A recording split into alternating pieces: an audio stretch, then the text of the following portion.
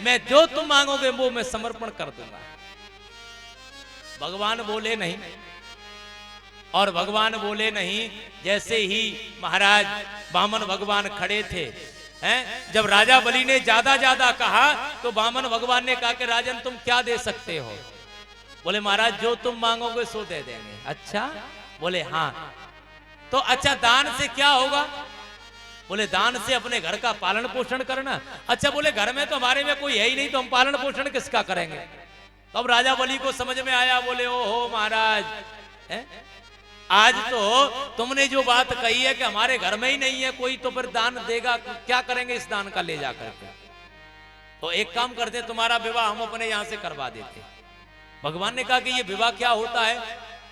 तो राजा बलि कहने लगा महाराज जब तुम्हारा विवाह हो जाएगा और विवाह के बाद में जब तुम्हारी पत्नी घर जाएगी, कुछ समय के बाद में बालक हो जाएंगे, और बालक हो जाएंगे तो उनके लालन पालन के लिए जो धन की जरूरत पड़ेगी, पैसा की जरूरत पड़ेगी, तब तुम्हें दान का महत्व समझ में आएगा।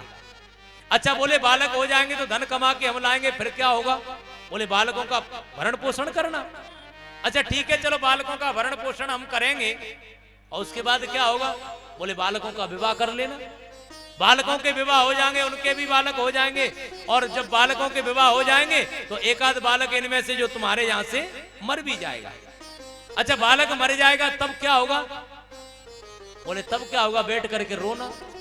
तो वामन भगवान ने कहा कि भले आदमी जा काम ये मत करो कि ताते हमें बैठ कर रोना पड़े, है पहले विवाह करें, फिर बालक करें, फिर कमाई करके लावे, खवावे, पिवावे, और मर जाए तो फिर रोना पड़े, इसलिए हम विवाह नहीं करेंगे।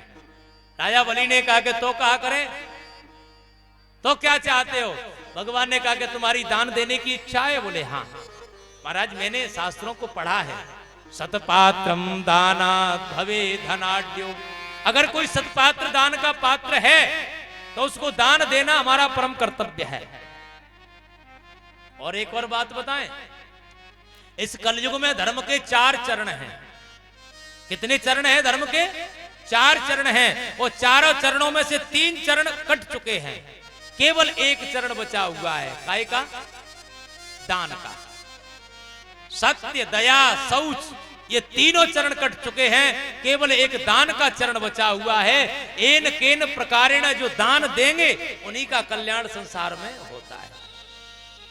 अब दान की वस्तु कई प्रकार से होता है। दान धन का ही नहीं होता है, दान की बहुत सी पराकाष्ठाएं। दान ये मत समझ लेना कि पंडित जी अब दान के ऊपर बोल रहे हैं। दान एक चीज का नहीं होता है, और दान जो करता है उसको 10 गुना प्राप्त होता है, ये भी ध्यान रखना। अच्छा, दान होता किस किस का है ये भी सुन लो। अगर किसी गांव में किसी घर घर में लड़ाई हो रही है, दोनों में आपस में लड़ाई झगड़ा मड़ा हुआ है, कोई एक दूसरे को मारने के लिए तुले हैं, वहां जाकर के 2 वचनों को दान करो। ऐसे वचन दान करो कि दोनों की जो लड़ाई चल रही है, जो मरने मारने पे उतारू हैं, उनका जो रट्टा, जो लड़ाई झगड़ा है वो बिल्कुल शांत हो जाए, दोनों में सुलह हो जाए। ऐसा दान करो वचनों का। अगर कोई जल के लिए तड़प रहा है, कोई पानी के लिए मर रहा है, तो उसको पानी दान करके, जल दान करके उसके प्राणों को बचाइए। अगर कोई भूखा है उसको भोजन दान दीजिए। अगर जिसको जिस वस्तु की आवश्यकता है उस वस्तु को दान करिए, तब तो तुम्हारा दान है। और बताएं, दान की तो कई विधि हैं। एक दान इसलिए भी किया जाता है कि हमें जिस वस्तु की आवश्यकता है तब भी हम उस वस्तु का दान करें। मतलब हमें अगर धन की आवश्यकता है तो धन दान करें, हमें अन्न की आवश्यकता है तो अन्न दान करें, हमें जल की आवश्यकता है तो जल दान करें, हमें वस्त्रों की आवश्यकता है तो वस्त्र दान करें। अगर आभूषणों की आवश्यकता है, आभूषण दान करिए, क्योंकि जिस चीज का तुम दान जितना करोगे उतना आपको 10 गुना मिलेगा। कभी कभी लोग क्या करते हैं पता है, रास्ते में जाते हैं, अकारण कोई से नेक थोड़ा सा वार्तालाप हुआ और क्रोध आया, उसको गाली दान में दे दिया, तो उसको भी फिर 10 गुनी गालियां सुननी पड़ती हैं। गालियां भी 10 गुनी मिलेगी। चाहे जो भी अगर धर्म करोगे तो धर्म 10 गुना तुम्हारा बढ़ेगा। इसलिए दान ही कल्याण करता है। राजा बलि ने बताया तो भगवान ने कहा कि अच्छा तुम्हारा दान देने का मन है। बोले सतपात्र को दान देने का मन होता ही है। सतपात्र के लक्षण क्या है, लक्षण बताए। बोले जो धन का लोभी नहीं होता है वही सतपात्र है। जो कभी नशा नहीं करे, कुमार्ग पे न चले, सबको शिक्षा दे, सबका हित करे, ऐसे व्यक्ति को दान करना ही चाहिए। महाराज जब दान की पराकाष्ठा बताई तो वामन भगवान ने कहा, अच्छा तुम मुझे दान देना चाहते? बोले हाँ, तो संकल्प लो। राजा बलि जैसे ही संकल्प लेने के लिए तैयार हुआ, उसी समय शुक्राचार्य जी आए और शुक्राचार्य जी ने आकर के देखा, बोले ओहो जी तो दान में संकल्प की बात कर रहा है। जो ध्यान धर के देखा तो त्रिलोकीनाथ को देखा, त्रिलोकीनाथ को देखा, सोई समझ गए महाराज दान मत करो, रोक दो दान को। क्यों? बोले ये दान बान इसलिए मत करो कि ये कोई साधारण नहीं है। तो कौन है? बोले ये साक्षात त्रिलोकीनाथ है, ये सारी संपत्ति तुम्हारे स्वर्ग के राज्य, तीनों लोकों के राज्य को ले जाएगा। राजा बलि ने कहा कि महाराज अब हम कह चुके हैं, अपने मुख से जबान दे चुके हैं, अब हम अपने मुख से लौटेंगे नहीं। क्यों? क्योंकि हमारा जीवन ये हमने सुना है कि जो मुख से वचन कह दिया उस वचन का पालन करना चाहिए। ऐसा नहीं, आज के जमाने में लोग कहते हैं कि महाराज हमने अक्सर देखा है कि लोग कहते हैं और उसको करते नहीं है, और वास्तविकता में सत्य बात है। पर मैं एक बात और बताऊं, जीवन में जिसने अपनी करनी और कथनी, समझ रहे बात को, हमने जो मुख से कहा है उसको कहते हैं कथनी, और उस कथनी के अनुसार जो मुझ से कह तो दिया पर उसका पालन हमने नहीं किया, ऐसा व्यक्ति अधम होता है। वो व्यक्ति अधम में गिनती उसकी आती है, वो माना नहीं जाता है। और महाराज ब्राह्मण जो मुख से कहता है उसका पालन भी करता है। आज मैंने आपको देखा है महाराज कि हमारे सामने जो वामन भगवान आए हैं, इन्होंने कहा है कि मुझे धन की आवश्यकता नहीं है, तो मैं समझ रहा हूं, इनको देख भी रहा हूं कि इनके पास में कुछ है ही नहीं। एक आसन के अलावा, एक छाता के अलावा इनके पास है क्या? एक कमंडलू आसन। इनको दान की इच्छा नहीं है, पर मेरी इच्छा है कि ऐसे व्यक्ति को अगर एक भी टका दे दिया जाए दान में, कुछ भी दान दे दिया जाए तो महाराज जिससे मेरा जीवन बदल जाएगा। ऐसा कहा। राजा बलि ने संकल्प के लिए हाथ में जल लेने के लिए पात्र को उठाया। शुक्राचार्य जी को लगा कि ये हमारी बात को मानने वाला नहीं है, तो उस पात्र में जाकर के बैठ गए। और जैसे ही भगवान ने देखा कि उसमें से जल नहीं निकल रहा है, तो अपनी कुसा के आसन में से एक कुसा निकाली और जो उसमें उसकी टोटनी, सागर की टोटनी में उसमें डाला। तो शुक्राचार्य जी एक आंख से देख रहे थे, तो एक आंख गोविंदाय नमो नमः हो गई। अच्छा जी, आंख क्यों फूटी? आंख इसलिए फूटी थी कि हमारे शास्त्र कहते हैं जो दान देते समय जो किसी की रोक टोक करता है उसकी एक आंख भगवान छीन लेते हैं। बोले तुम एक आंख से, एक मन से तुम उस व्यक्ति को संतुष्ट कर रहे हैं, भैया हम खुद दिलवाएंगे, और एक तरह से उसको दूसरे को डांट देते। बोले क्या देना है इनको, क्या देना है यार, जो बने सो दे दो, जाने दो। ऐसा नहीं, जीवन में दान में कभी रोक टोक नहीं करना चाहिए। राजा बलि ने अपना संकल्प लेकर के भगवान को दिया। भगवान ने विराट रूप धारण कर लिया। बोलिए विराट भगवान की जय। तेरे द्वार खरा भगवान भगत भर दे। राधे राधे। इनकी माइक की जो है बेस हटा। खरा भगवान भगत भर दे रे झोली। तेरे द्वार खड़ा भगवान भगत भर दे रे झोली। तेरा होगा बड़ा एहसान, युग युग तेरी रहे ईसा भगत भर दे रे झोली। तेरे द्वार खड़ा भगवान भगत भर दे रे झोली। जय जय।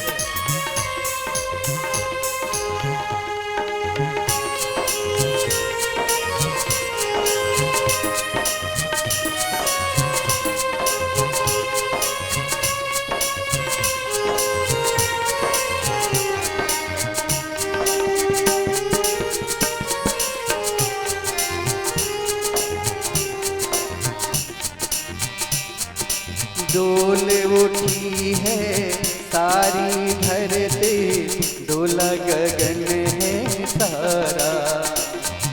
डोल उठी है सारी धरती, डोला गगन है सारा।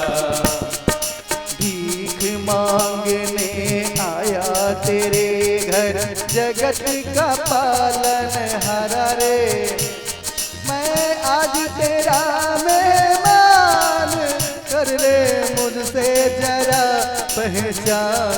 भगत भर दे रे झोली, तेरे द्वार खड़ा भगवान। भगत भर दे रे झोली, भगत भर दे रे झोली।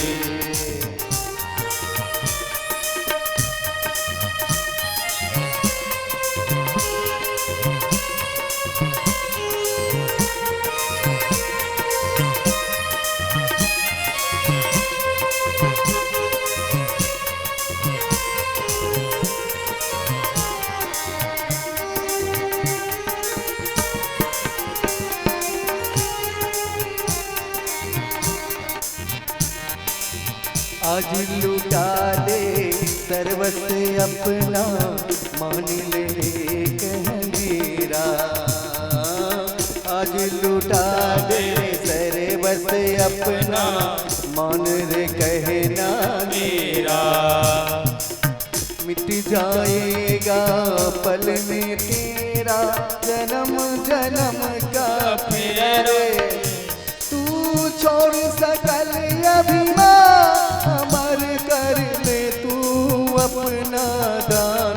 भगत भर दे रे झोली, तेरे द्वार खड़ा भगवान। भगत भर दे रे झोली, तेरा होगा बड़ा एहसान, युग युग तेरी रहे निशान। भगत भर दे रे झोली, तेरे द्वार खड़ा भगवान। भगत भर दे रे झोली, भगत भर दे रे झोली, भगत भर दे रे झोली, भगत भर दे रे झोली। बोलिए भक्त वत्सल भगवान की जय, बोलिए वामन भगवान की जय। राजा बलि ने जो है भगवान विराट रूप देख करके, भगवान ने दो ही चरणों में, पहले एक चरण में तो ऊपर के लोग नाप लिए, 7 लोग ऊपर हैं। भू भुआ स्व महाजन तप सत्यम, 7 लोग ऊपर हैं और 7 ही नीचे हैं। अतल वितल सुतल तलातल महातल रसातल और पाताल। 7 लोग नीचे 7 ऊपर। एक चरण में 7 लोग ऊपर के नाप लिए और एक चरण में नीचे के 7 लोग नाप लिए। महाराज सब कुछ 2 ही चरणों में नाप लिया, एक चरण बचा था। राजा बलि ने कहा कि महाराज, वामन भगवान कहने लगे, राजा बलि तुमने 2 चरणों में हमें सारी संपत्ति नाप करके दे दी, अब तीसरा चरण कहां रखो? तो राजा बलि चुप रह गए, बोले नहीं। बोले देखो तुमने संकल्प किया है, दान किया है, दान का संकल्प किया है तो दान करना चाहिए। अगर दान नहीं करोगे तो तुम नरक को जाओगे। चलो नरक को जाने के लिए तैयार हो जाओ। राजा बलि ने कहा कि महाराज अब मैं तुमसे एक बात पूछना चाह रहा हूं। कहा, बोले ये बताओ धन बड़ा होता है या धनी? बोले धनी बड़ा होता है। धन कहां बड़ा होता है? तो अभी तो धन ही तो आपने नाप लिया, अभी धनी को नहीं नापा है। एक चरण लेकर के अभी मेरे ऊपर रख करके मुझे भी नाप लो। भगवान प्रसन्न हो गए। भगवान ने एक चरण उसके शीश में रखा। महाराज प्रहलाद जी महाराज नृत्य करते हुए आए और आकर के कहने लगे, अहो भाग्य, आज मेरे भाग्य खुल गए कि ऐसे त्रिलोकीनाथ मेरे बालक के, मेरे पौत्र के जाकर के सिर पे चरण अपना रख दिया। अंदर से इनकी पत्नी विंध्यावती आई, राजा बलि की पत्नी। राजा बलि को देख करके भगवान ने कहा कि राजा बलि, आज तुम्हारी दक्षिणा से, तुम्हारे दान से मैं इतना प्रसन्न हूं, तुम जो मांगना चाहो सो मांग लो। राजा बलि ने कहा कि महाराज मैं कुछ नहीं मांग सकता, जो मुझे किसी की आवश्यकता नहीं है मांगने की। अच्छा, बोले हाँ। जब मांगने की मना कर दिया महाराज, पर भगवान को देना चाहिए था, तो भगवान देना, बार बार देने का प्रयत्न कर रहे थे। तो भगवान ने जाकर के जो है महाराज विंध्यावती रानी को देखा, तो विंध्यावती से कहा कि तुम ही मांग लो। तो विंध्यावती ने बहुत सुंदर जवाब दिया बोले हाड़िल त्यागी गई मही को और फेर न पाऊं धरो महिमाही। हाड़िल त्याग गई मही को और फेर न पाऊं धरो महिमाही। जैसे ही लौट के गंगा पछा को बहे पर मंगन पे हम मांगतना। महाराज जो एक हाड़े नाम का पक्षी था, जो एक बार पृथ्वी पर उसने चरण रखा पर उसको कष्ट हुआ, उसने ऐसी प्रतिज्ञा करी कि लौट के हाड़े त्याग गई मही को। इस पृथ्वी पर लौट करके उसने पैर कभी भी नहीं रखा। ये लौट के गंगा पछा को बहे, जो पूरब को बह रही है ना, ये पश्चिम को बहने लग जाएगी, तब भी हम मंगन पे मांगत नहीं। जो मांगने वाले हैं ऐसे व्यक्तियों पे हम कभी भी नहीं मांगते। भगवान ने कहा कि जाओ राजा बलि, तुमको आज हम प्रसन्न होकर के तुम्हें सुतल लोक का राज्य देते हैं और कुछ समय के बाद में तुम इंद्र बन जाना, पुरंदर नाम के इंद्र बन जाओ। महाराज इसके बाद में अभी मनमंत्र बदलने वाला है। मनमंत्र जब बदल जाएगा तब जो है पुरंदर नाम के राजा बलि इंद्र आकर के बनेंगे, तब इंद्र का स्वर्ग का सिंहासन पर राजा बलि को विराजमान किया जाएगा। महाराज इसके बाद में श्री सुखदेव स्वामी कहते राजा परीक्षित, उस प्रकार से भगवान ने उनको आशीर्वाद दिया और कहा कि जाओ तुम सुतल लोक में चले जाओ। बोले भगवान शर्त एक है, सुतल लोक तो चले जाएंगे। बोले कहा शर्त है? बोले शर्त ये है कि तुम्हें हमारे दरवाजे पे इसी रूप से खड़े होकर के दर्शन देना है तो हम सुतल लोक जाएंगे। भगवान ने कहा कि ठीक है तथास्तु। ऐसा कह करके भगवान चले गए सुतल लोक। जब लक्ष्मी मैया ने देखा कि भगवान नहीं आ रहे हैं, भगवान आए नहीं, तो नारद जी से पूछा तो नारद जी ने बता दिया। बोले आजकल तो भगवान ने एक नौकरी कर ली है। काहे की? बोले राजा बलि के दरवाजे पर पहरेदार बन करके खड़े हैं। मैया को समझा बुझा करके मैया जब तैयार किया, मैया ने कहा कि अब कैसे मिलेंगे भगवान? बोले ऐसे मिलेंगे कि तुम जाकर के रक्षाबंधन का त्योहार आ रहा है और पूर्णमासी को जाकर के रक्षाबंधन बांधना और तब उनको लेकर के आना। मैया लक्ष्मी जी गईं, जाकर के उन्होंने राखी बांधी और राखी बांध करके राखी के बदले में जो भाई देना चाहते थे तो मैया ने कहा कि मेरी इच्छा के अनुसार जो देना है। राजा बलि के कोई बहन नहीं थी, इसलिए राजा बलि ने कहा कि बहन तू जो मांगेगी सो दे दूंगा, तो मुझे बस ये की बात दे दे। क्या? बोले ये तेरा पहरेदार है, बस इसी को मुझे दे दे। समझ गया कि कोई और नहीं है, साक्षात लक्ष्मी है। बोली लक्ष्मी नारायण भगवान की। और तब से भगवान नारायण जो है लक्ष्मी जी ने उनको लिया तो भगवान ने अपने दो रूपों को ब्रह्मा और महेश दोनों का नंबर लगा करके वहां भेजा। तो अभी किसका नंबर चल रहा है? अभी शंकर जी का चल रहा है। ये जो 8 तारीख आ रही है ना, शिवरात्रि जिसको कहते हैं, इस शिवरात्रि को भोले बाबा नीचे से सुतल लोक से ऊपर आते हैं। अच्छा, जब तक भोले बाबा नीचे रहते हैं तो धूनी रमाते हैं, और धूनी रमाते हैं तो पानी नीचे से ही गर्म होता है ऊपर के लिए। तभी तो हमारे यहाँ जो पानी निकलता है ना इस समय, वो गर्म पानी